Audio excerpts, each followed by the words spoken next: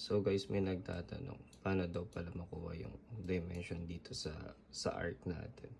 So ganito lang yan. So type nyo lang dito. DIM. Tapos pipili lang kayo kung anong arc yung gusto nyo kunin. Like example dito. Ayun lang, di pala kita. Ayan, lumabas na agad lang. Diba? Click mo lang yan. Tapos, arrow mo dun. So, ang radius na ito, from here to here is 17.404. Then, if kung dito naman sa may glass, ayun o, i-ano mo lang siya.